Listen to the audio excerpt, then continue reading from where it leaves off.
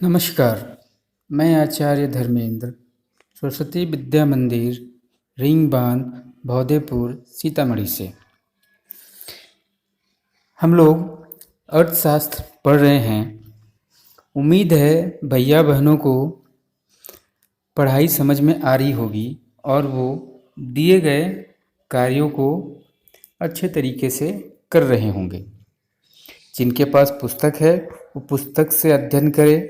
जिनके पास अभी पुस्तक उपलब्ध नहीं है वो भैया दिए गए वीडियो से महत्वपूर्ण तथ्यों को अपने नोटबुक में नोट करेंगे। ठीक है। और जितना होमवर्क दिया जा रहा है, जितने क्वेश्चन आपको करने के लिए बोले जा रहे हैं, वो सारे प्रश्नों का हल आपको करना है।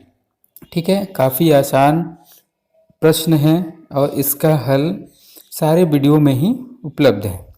चलिए, तो आज हम लोग पालमपुर गांव की जो कहानी है उसको थोड़ा और आगे बढ़ाते हैं। ठीक है। इसके पहले थोड़ा सा एक संक्षेप में चर्चा कर ले कि हमने पालमपुर गांव का एक तस्वीर देखा था और कल्पना कर सकते हैं कि एक गांव कैसा होता है और उस गांव में मुख्य कार्य जो आर्थिक क्रियाकलाप होते हैं वो वहाँ के निवासियों के द्वारा, गांव वालों के द्वारा क्या क्या किया जाता है। तो आपने देखा कि वहाँ पर जितने भी किसान हैं वो कुछ न कुछ उत्पादन करते हैं। वो क्या उत्पादन करेंगे? फसलों का उत्पादन करेंगे। तो उन उत्पादन को करने के लिए जो प्रमुख कारक हैं उनकी संख्या 4 थी, जिसमें हमने भूमि को देख लिया है ना? भूमि को देखा है।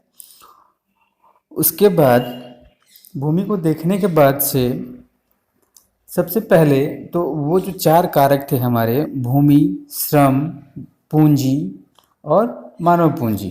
ठीक है। तो हमने इसमें भूमि के बारे में देखा कि उसकी प्रकृति कैसी होती है ना? और जो पालमपुर के लोग हैं उसमें भूमि का वितरण किस प्रकार से हुआ है। 450 परिवार रहते थे, तो आपको वो ध्यान में होगा। चलिए अब थोड़ा सा और आगे चलते हैं। जो दूसरा कारक है श्रम, है ना? तो श्रम पे चलते हैं। भूमि की तो व्यवस्था हो गई, आप भूमि को बढ़ा नहीं सकते, वो प्रकृति प्रदत्त है, वो जितना है उतना ही रहेगा। ठीक है। तो यहाँ पर आ जाइए, दूसरा जो हमारा कारक है वो श्रम है। तो भूमि पर जो कार्य होते हैं वो बिना श्रम के तो संभव होगा नहीं। हाँ जी। तो जो हमारा भूमि है इस पे कार्य करने के लिए जो श्रम है ये हमारा दूसरा आवश्यक कारक है। ठीक है। तो खेती में आप जानते हैं कि बहुत ज़्यादा शारीरिक परिश्रम करने की आवश्यकता होती है। ठीक है। तो आप जानते हैं कि जो छोटे छोटे किसान होते हैं वो अपने परिवार के साथ ही अपने खेतों में खुद काम करते हैं। ठीक है। वो अब इस स्थिति में नहीं होते कि वह किसी दूसरे श्रमिक को अपने खेतों पर लगाएं। ठीक है। क्योंकि उनकी आय उतनी नहीं होती है, उनकी कमाई उस खेती से उतनी नहीं होती कि वो दूसरे लोगों को अपने खेतों में काम पर लगा के खुद आराम कर सकें। ठीक है। तो इस तरह से जो छोटे किसान होते हैं वो स्वयं और अपने परिवार के लोगों की सहायता से खेती के कार्य करते हैं। वहीं जो थोड़े मझोले और जो बड़े किसान होते हैं वो अपने खेतों पर काम करने के लिए दूसरे श्रमिकों को किराए पर लगा लेते हैं। उनको नौकरी पर रख लेते हैं। वो दैनिक हो सकता है, वीकली हो सकता है, मंथली हो सकता है। और कुछ बड़े बड़े किसान जो होते हैं वो वार्षिक रूप से भी श्रमिकों को रखते हैं। ठीक है। तो ऊपर आप देख पा रहे हैं कि जो खेतों में किए जाने वाले कार्य हैं वो 1.1 1.6 जो हमारा चित्र है उसमें आपको हम इसके बाद दिखाएंगे। ठीक है। तो उसमें आप पहचानेंगे कि कैसे खेती का कार्य किया जाता है। सबसे प्रथम कार्य खेती में क्या करते हैं और सबसे अंतिम कार्य क्या होता है। उसके पहले चलिए देखते हैं कि जो श्रमिक होते हैं हमारे, ठीक है, तो जो बड़े किसान होते हैं या मझोले किसान होते हैं उनके पास जो भूमि होती है उस भूमि पर उस भूमि पर कौन से श्रमिक लोग जा कर के काम करते हैं? तो वैसे श्रमिक या वैसे वैसे किसान जिनके पास कोई भूमि नहीं है, वो दूसरों को खेत को लेकर के उस पे काम करते हैं, या श्रमिक के रूप में बड़े किसानों के पास जा कर के उनके खेतों में काम करते हैं। ठीक है? छोटे प्लॉट वाले जो किसान होते हैं जिनके पास काफ़ी कम मात्रा में भूमि है, तो वो भी बड़े किसानों के पास जा कर के खेती के काम करते हैं। ठीक है जी। आपको पता होगा कि ये जो श्रमिक होते हैं जो बड़े किसानों के खेत पे जा कर के काम करते हैं, इनको उस फसल पर किसी भी तरह का कोई भी अधिकार नहीं होता है। ठीक है? जैसा कि अन्य किसानों का होता है। ठीक है?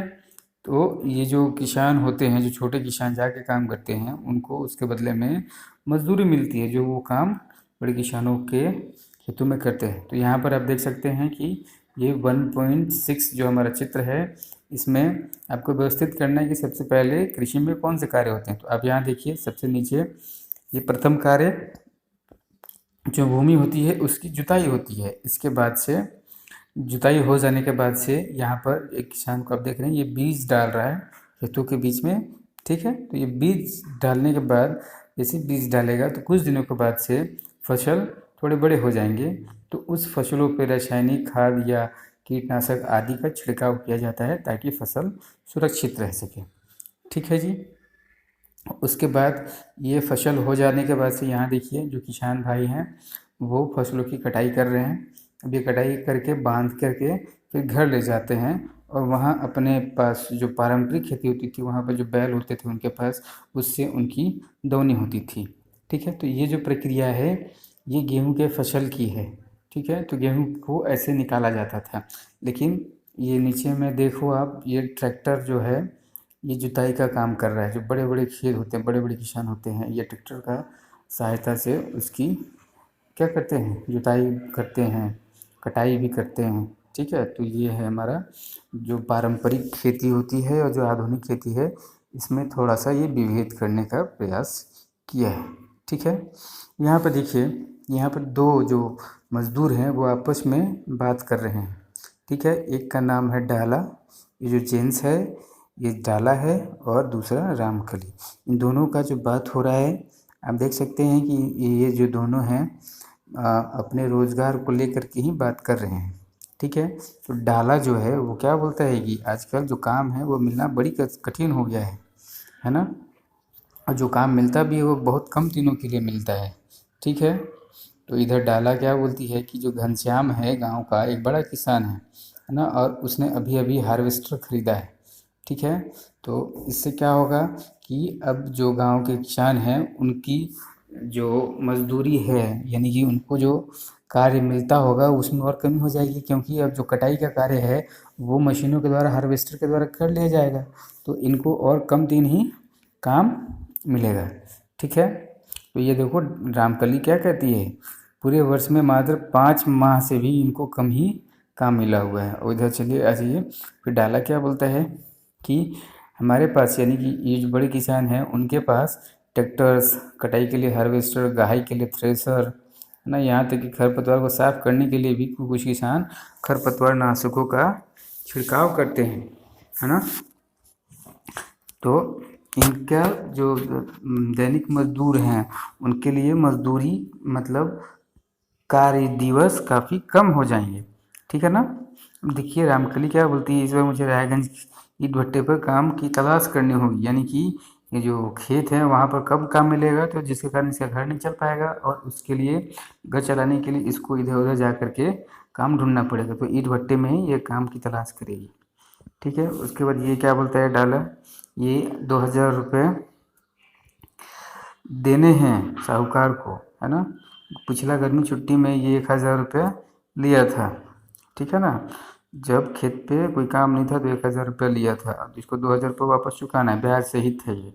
ठीक है ना। ये कैसे चुका पाएगा जब इसको कोई रोज़गार नहीं मिलेगा, कोई काम नहीं मिलेगा, है ना। और अभी बेचारा इसका कोई बचत नहीं हो पा रहा है, अब बड़ी मुश्किल से ये 2 वक्त का रोजी रोटी कमा पा रहा है। ठीक है जी। तो ये जो था ये चित्र 1.7 जो रामकली, डाला और रामकली है, उसके बीच की ये बात हो रही थी। चलिए तो आगे आ जाइए।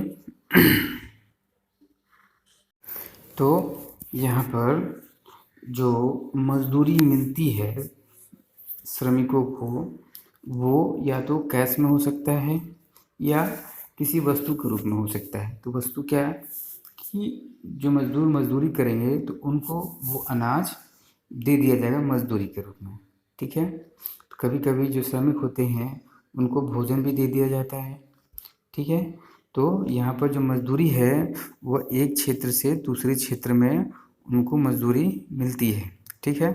उसी तरह से एक फसल से दूसरे फसल में मिलती है, और खेती का ही जो एक कार्य है उस कार्य को छोड़ कर कोई दूसरा कार्य करना पड़ता है। जैसे बुआई के समय में बोने वाला कार्य करना पड़ता है, कटाई के समय काटने वाला काम करना पड़ता है, गहाई के समय गहाई का काम करना पड़ता है। गहाई का मतलब वो जो खरपतवार होते हैं उनको साफ करना, ठीक है। तो ये जो रोजगार की अवधि होती है ये भिन्न भिन्न होती हैं, है ना। तो इस तरह से जो श्रमिक होते हैं उनको दैनिक मजदूरी के आधार पर कार्य मिलता है ना। और कोई विशेष कार्य होता है, ठीक है, जैसे कटाई वगैरह, तो उसके लिए उनको साल भर काम पर बड़े किसान रख सकते हैं, ठीक है। तो आइए देखिए, जो यहाँ पर जो डाला है ना, वो पालमपुर में दैनिक मजदूरी का काम करने वाला एक भूमिहीन श्रमिक है ना। तो उसको लगातार काम ढूंढना पड़ता है, ठीक है। तो सरकार जो है ऐसे मजदूरों का जो मजदूरी है वो तय किए हुए है। तो 2011 में जो मजदूरी तय किया गया था न्यूनतम वेतन प्रतिदिन का, वो 115 रुपये प्रति श्रमिक प्रतिदिन रखा गया है, ठीक है। लेकिन जो डाला है उसको अपने गांव में मात्र 80 रुपये ही मिलते हैं एक दिन का, ठीक है।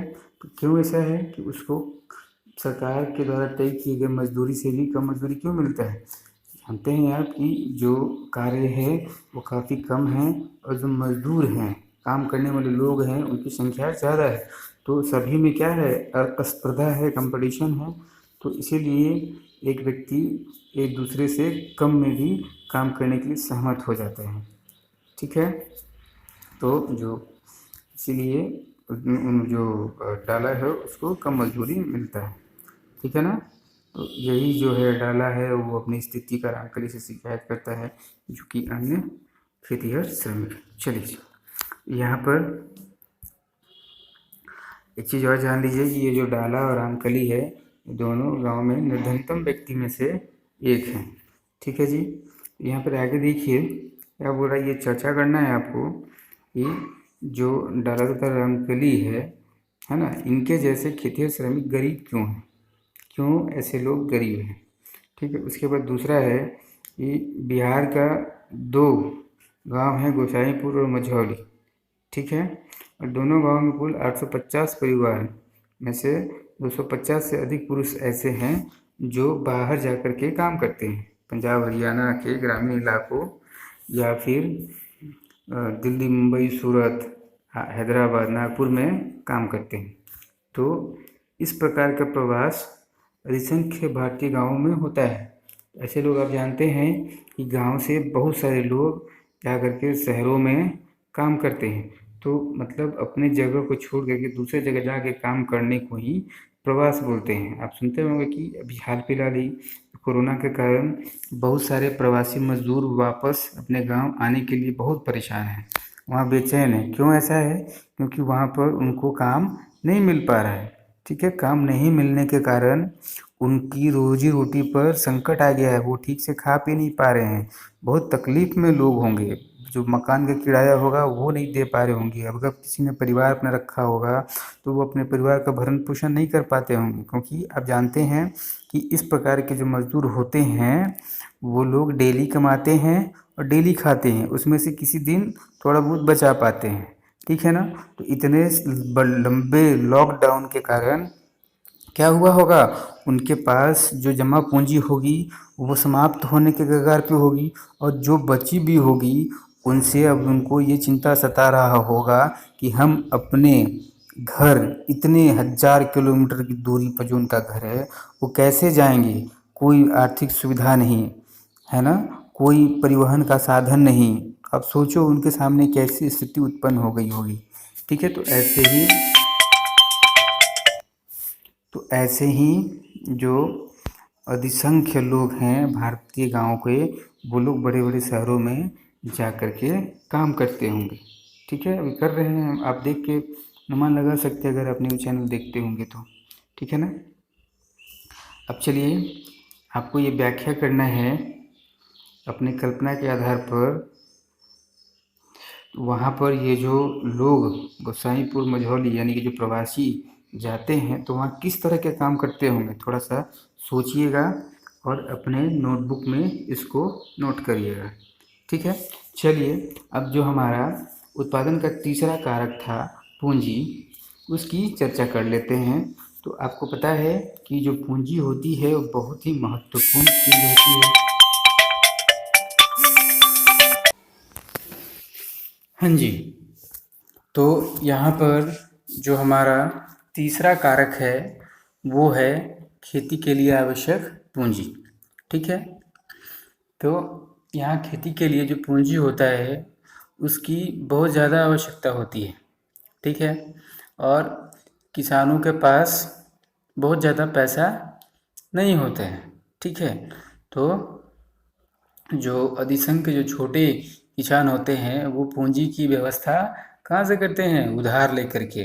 ठीक है, तो या तो वो जो गांव के बड़े किसान हैं या गांव के साहूकार होते हैं, ठीक है, जो खेती के लिए सामानों की आपूर्ति करते हैं, है ना, जो गांव के साहूकार हैं और जो खेती के ज़रूरी सामानों की आपूर्ति करने वाले व्यापारी हैं उनसे कर्ज लेते हैं। ठीक है, और इस प्रकार का जो कर्ज होता है उस पर ब्याज की दर बहुत ऊंची होती है। ठीक है, और ब्याज की दर ऊंची होने के कारण किसान जो होते हैं वो उस कर्जे को चुकाने में लगभग असमर्थ होते हैं या बहुत मुश्किल से ही उस कर्जों को चुका पाते हैं। ठीक है जी, तो उसी पर आधारित एक हमारा जो सविता की कहानी है ये आप देखिए, है ना। आप देखो सविता क्या है, एक लघु कृषक है ना, उसके पास 1 हेक्टेयर ज़मीन है और वो गेहूँ पैदा करने की योजना बनाती है। ठीक है, उसका जो अनुमान है बीज, कीटनाशक, पानी आदि खरीदने और औजार, जो कृषि का औजार उसको मरम्मत कराने के लिए लगभग उसको 3,000 रुपये कार्यशील पूंजी की आवश्यकता महसूस होती है। ठीक है, तो यहाँ पर उसको 3,000 रुपये कार्यशील पूंजी के रूप में चाहिए। कार्यशील पूंजी क्या होता है, जो 1 साल में उत्पादन प्रक्रिया के दौरान ही समाप्त हो जाए। तो ये 3,000 उसको उत्पादन के जो फसल चक्र है उसी में ये 3,000 रुपये उसका खर्च हो जाएगा। ठीक है, तो इसके लिए वो कैसे रुपए की व्यवस्था करती है, तो जो तेजपाल है जो गांव का एक बड़ा किसान है उससे कर्ज लेने का निर्णय करती है, और वो जो तेजपाल है 24% की दर से 4 महीने के लिए कर्ज देने को तैयार हो जाता है। ठीक है, यानी कि मान लीजिए अब 24 है तो उसको 25 मान लीजिए, और 1 साल में अगर हम 12 को 4 से डिवाइड करते हैं तो 3, और इसको अगर 25 मान करके 3 से मल्टीप्लाई करिए तो 75। ठीक है ना, 75 यानी कि लगभग 72% सालाना दर से ये ब्याज चार्ज कर रहा है। तो सोचो 72%, बैंक में आज के डेट में आपको कितना परसेंट पे कर्ज मिल जाएगा, 10% मैक्सिमम। ठीक है ना, सोचिए ये 72% पर इस सविता को कर्ज लेना पड़ रहा है। क्यों, क्योंकि जो छोटे किसान होते हैं उनको बैंकों से कर्ज लेने की सुविधा उपलब्ध नहीं है, या है भी तो बहुत कम किसानों को। ठीक है, और यही नहीं, इसके साथ साथ जो सविता है उसको तेजपाल कहता है कि तुम मेरे यहाँ जो कटाई होगा उसमें भी श्रमिक के रूप में काम करोगे और उस कार्य के लिए हम तुमको 35 रुपये प्रतिदिन देंगे। ठीक है, तो सविता सोच विचार में पड़ जाती है कि एक तो इतना ऊंचा दर, ऊपर से हम भी काम करेंगे, मेरा भी खेत है, अपने खेत में भी काम करना है, तो हमको बहुत मेहनत करना पड़ेगा, मेरा अपना परिवार भी है ना, उसका भी काम देखना पड़ेगा, है ना, वो 3 बच्चों की माँ है, पूरा घर का जिम्मेदारी भी उसी के ऊपर है। तो ये क्या है, ऋण की कठोर शर्त है ना। एक तो ऊंचा दर पे ब्याज दो, दूसरा कम मजदूरी में काम करो, उसके बाद अपना खेत में भी काम करना है, उसके बाद अपने घर का भी ख्याल रखना है, उसके बाद उनके 3 बच्चे हैं उसका भी ध्यान रखना है कि नहीं। तो इस तरह से आप देख सकते हैं कि जो छोटे किसान होते हैं उनको कर्ज मिलने में काफ़ी कठिनाई होती है, काफ़ी मुश्किलों का सामना करना पड़ता है, ठीक है। तो वहीं पर जो मझोले और बड़े किसान होते हैं वो अपने फसलों को बेच करके बचत करते हैं और उन बचतों को अपने बैंक में रखते हैं, और जब फिर खेती में उनकी आवश्यकता होती है तो उन पैसों का उपयोग अपने फसलों के उत्पादन के क्रम में करते हैं, ठीक है। तो आपने अभी तक देखा कि जो भूमि, श्रम और पूंजी है उसको किस तरह से जो हमारे किसान हैं उसका उपयोग करते हैं या उसकी व्यवस्था करते हैं। तब यहाँ पर आपको अभी तक आपने 3 कारक पढ़ चुके हैं, आप 3 कारक पढ़ लिए हैं, और इन 3 कारकों के आधार पर ही आगे अगले स्लाइड में जो एक सवाल है उसमें रिक्त स्थान है, उन रिक्त स्थानों को आपको भरना है। तो ठीक है, तो इसके लिए आपको क्या करना है कि आप यहाँ पर अपने वीडियो को पॉज कर दें, ठीक है, और ये क्या करेंगे आप अपने कॉपी में नोट कर लेंगे, नोटबुक में नोट करने के बाद से ये जो रिक्त स्थान है यहाँ पर सटीक जो शब्द हैं उसको आपको भरना है, या अगर आपके पास पुस्तक है तो उस पुस्तक से आप नोट कर लेंगे और ये जो रिक्त स्थान है इसको आप क्या करेंगे, भरेंगे, ठीक है जी। तो ये भरने के बाद से इसके बारे में हम लोग अगली क्लास में पुनः इसके ऊपर विचार कर लेंगे कि क्या उत्तर होना चाहिए, ठीक है जी।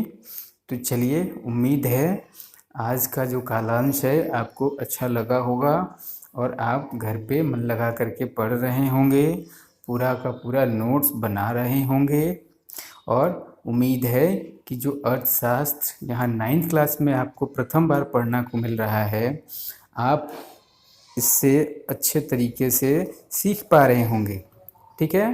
तो यहाँ पर आप अर्थशास्त्र में अर्थ का प्रबंधन सीखते हैं। तो चलिए आज के लिए इतना ही, चलिए रहने देते हैं, धन्यवाद।